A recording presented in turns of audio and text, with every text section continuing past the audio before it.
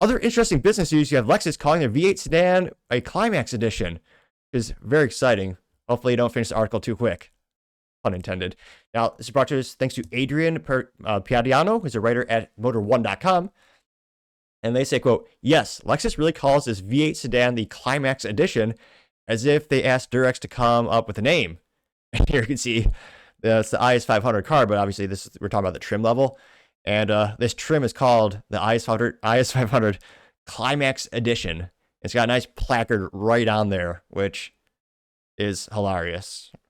But we'll get through this article together without laughing too much, in theory. Now, they say, quote, America's is500 Ultimate Edition is getting a JDM treatment, but with a twist. Lexus is renaming its sports sedan the Climax Edition. Whether the sexual innuendo is intentional or not, or we have dirty minds, and it is unclear. Well, kind of like Archer. Maybe the answer is, little column A, little column B. It says, quote, whether it's probably the latter, but the special edition's version's name still makes us chuckle. The badge appears in the front center console and in the digital gauge cluster, just in case you forgot this isn't your average IS. The Climax Edition comes from the same parent company that once had a military spec Toyota, military spec Toyota BJ and the Daihatsu Naked Kia car. Aside from the unexpected name, it's essentially an is500 Ultimate Edition with right-hand drive. Considering the name Lexus is using, it seems it may be near an end for the luxury sedan. It's a logical conclusion we're making, given that the third-generation model has been around for 12 years. And here you can see the gauge cluster reminding you it's the is500 Climax Edition. And in the gauge cluster, you can also see the silhouette of the headlights of the vehicle.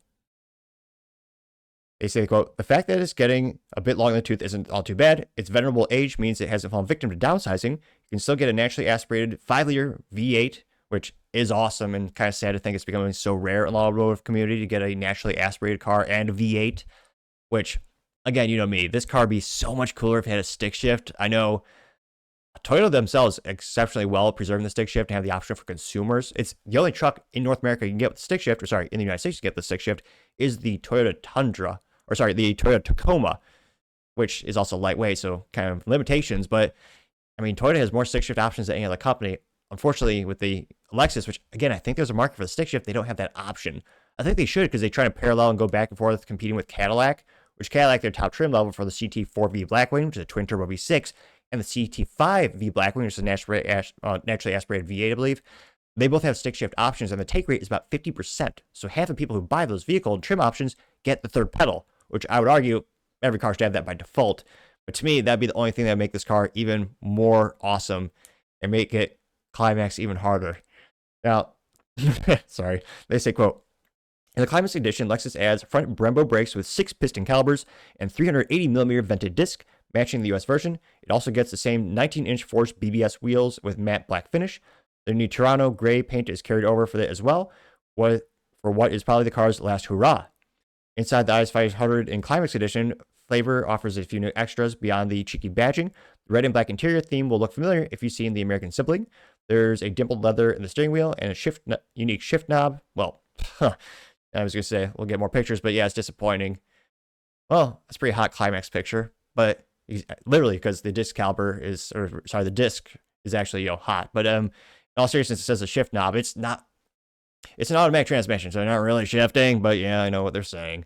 Now, they say, quote, it also says laser-etched red accents along the analog clock, unique front door scuff plates, and round-off changes for the emphasize the car's unusual name.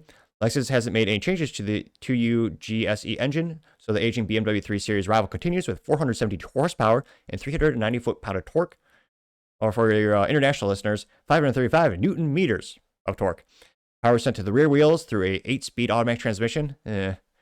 Just like in America, Lexus will only sell about 500 units in Japan. The is500 Climax Edition is priced at 9.5 million yen, which is about $65,300 at the current exchange rate. They note that sales will begin in August, which, let's get some more pictures up in here. Ugh, it looks terrible with the front license plate, like most cars. That should obviously you take that off and toss it in the trash bin, or if you're international, the dust bin. Yeah, it looks pretty cool. A little bit added leather features. Got some nice fancy doormats. That looks pretty cool. Not too shabby, Lexus. Now, interestingly enough, it's limited to 500 units. I do wonder how many of them will actually sell. Is that limited enough to the point where they'll actually sell out? Or it'll be...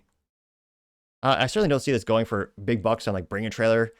I know everyone tries to make cars a collectible or an investment these days, which, God, it's the dumbest thing on the planet. Again, not financial advice, but pragmatically speaking, there's only been a couple cars in history that's ever actually beat an index fund like a traditional S&P 500. Like, yeah, I always think it's silly to treat anything like a car like an investment. But it'll be interesting to see how many of these things are actually driven on the road, how many of them hopefully hit the track.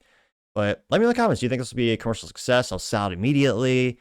Or do you think it'll be almost as bad as the LFA, which at the time collected copious amounts of dust at the dealerships, or later selling now worth over $1 million? Let me know your thoughts, because as always, be fascinated to hear what you have to say. Thank you everyone for taking time to tune in today. Again, trying to get to 6,000 subscribers by the end of the month, so click that button. I greatly appreciate it. Also, give me a thumbs up, thumbs down, and a comment. It's a great way to give me some additional feedback, letting me know how I can make the show better and better. Lastly, don't forget to take time to tell your family, tell your friends, tell your coworkers, heck, tell your enemies, anyone, everyone. Just stay safe and fight the good fight.